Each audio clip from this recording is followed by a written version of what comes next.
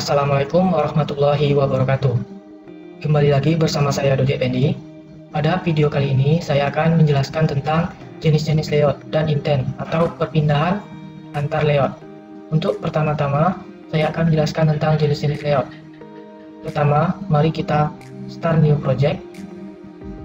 Kita pilih empty activity. Di sini kita bikin nama aplikasinya, terserah kita. Di sini saya akan bikin My Application 33. Klik finish. Kita tunggu hingga workspace-nya muncul. Membutuhkan sedikit waktu.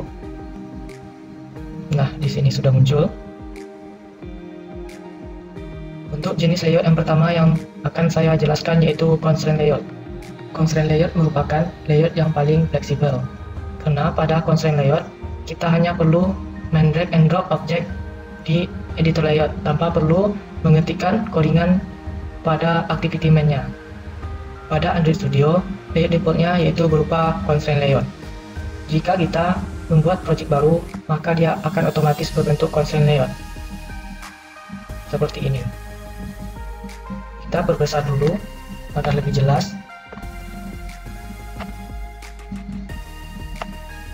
Di tampilan default constraint layout hanya terdapat satu objek yaitu text view yang ada tulisan hello world-nya. Kita perbesar lagi agar jelas. Seperti ini. Di sekitar text view ini terdapat tali-tali. Tali-tali ini merupakan constraint. Constraint ini berfungsi agar objek tersebut tidak berantakan atau tetap di posisinya. Jika kita hapus tali-tali ini, maka dia akan error. Kita perbesar dulu text view-nya agar lebih jelas. Tulisannya juga kita perbesar dengan cara mengetikkan di sini text size. Lalu kita rubah text size-nya menjadi 18. Lalu text alignment kita jadikan center. Nah, seperti ini. Lalu kita coba tambahkan dua button di bawahnya.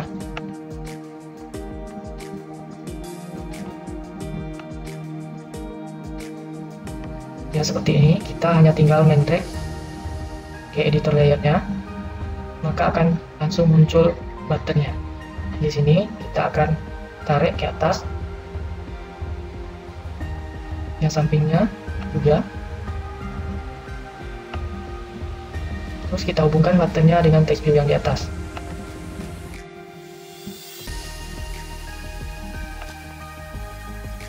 Seperti ini. Ini juga.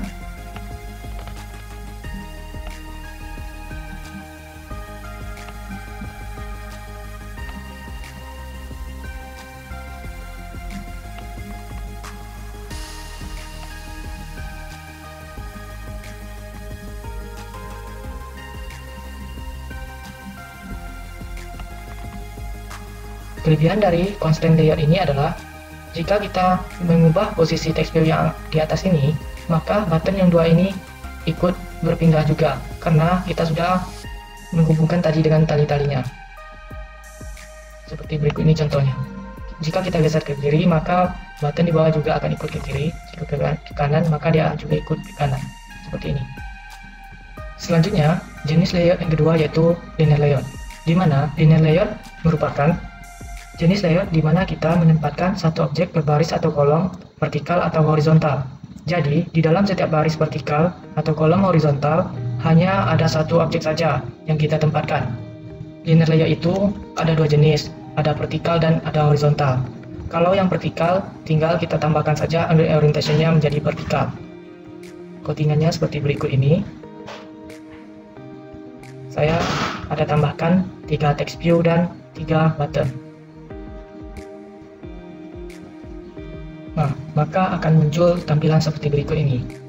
Karena dia linear, maka dia akan berjejer ke bawah atau berbaris-baris. Ada 3 text view dan 3 button, seperti ini. Dan linear layout juga ada yang berjenis horizontal. Kita hanya perlu mengubah orientation-nya menjadi horizontal. seperti ini, saya menambahkan satu text view dan 4 button. Jika kita runkan, akan muncul tampilan seperti ini. Dia ke samping membentuk kolom-kolom, satu text view dan 4 button. Button 1, 2, 3, dan 4. Dia tersusun ke samping. Jenis layout yang selanjutnya yaitu relative layout, di mana relative layout adalah layout yang membebaskan kita untuk menampilkan objek-objek di dalamnya dapat berada di atas, bawah, kiri, kanan objek lainnya, atau bisa disebut relatif. Jadi ini merupakan layout yang penataannya lebih bebas sehingga bisa ditata di mana saja. Ini relative layout. Di sini saya bikin contohnya menggunakan satu text view dan 5 button. Jadi relative layout ini kita bisa menempatkan objek di mana saja. Jika kita run,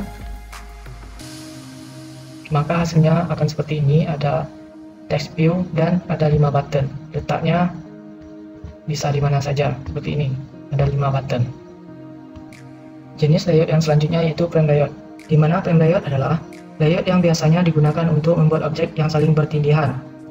Contohnya yaitu kita membuat button di atas image. Untuk lebih jelasnya seperti berikut ini. Kita runkan. Ini adalah codingannya. Kita ada image view 1 berupa blank. Kita kasih blank aja. Terus ada satu button di atas image tadi. Jika kita run, maka hasilnya akan seperti berikut ini. Nah, seperti ini. Ada image view yang berwarna hijau. Terus ada sebuah button yang bertuliskan tombol di atasnya. Baik, itulah jenis-jenis layout yang bisa saya jelaskan. Oke, selanjutnya saya akan menjelaskan tentang intent, di mana intent adalah perpindahan antara activity atau antara halaman. Jadi, kita di sini akan membuat dua file XML dan dua file Java-nya. Cara membuat file XML-nya dengan cara klik res, klik layout, dan klik kanan pada layout-nya, klik new, pilih XML dan pilih layout XML file, dan ketikkan nama layoutnya di sini, klik finish seperti itu. Sedangkan untuk mengcreate layout Java-nya yaitu dengan cara klik Java, pilih yang paling atas yaitu com@sample sample instance coba, klik kanan, lalu pilih new, pilih Java class, dan bikin nama kelasnya apa. Pada activity main MXL yang pertama, di sini saya membuat ada satu text view dan ada satu button.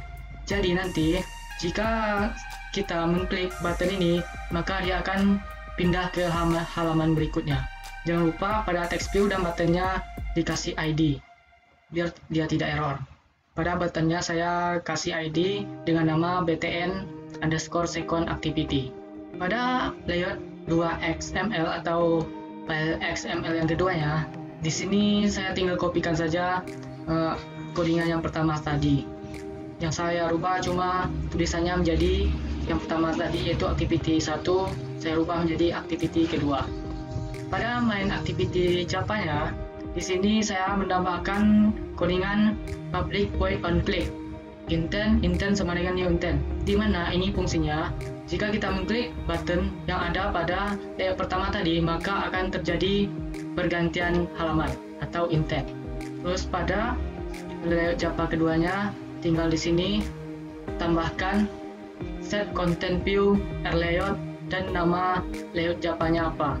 Terus button btn second activity sama dengan find view by ID id btn second activity, yaitu nama ID pada button tadi. Selanjutnya kita juga mengedit pada Android Manifest XML-nya, yaitu pada activity-nya kita tambahkan nama activity baru tadi yaitu layout 2. Seperti itu.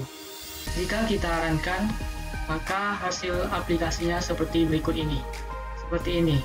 Jika kita tekan tombol next, maka dia akan berganti halaman ke halaman kedua yaitu activity kedua. Ya, saya rasa itu saja video tutorial dasar Android Studio pada kali ini. Assalamualaikum warahmatullahi wabarakatuh.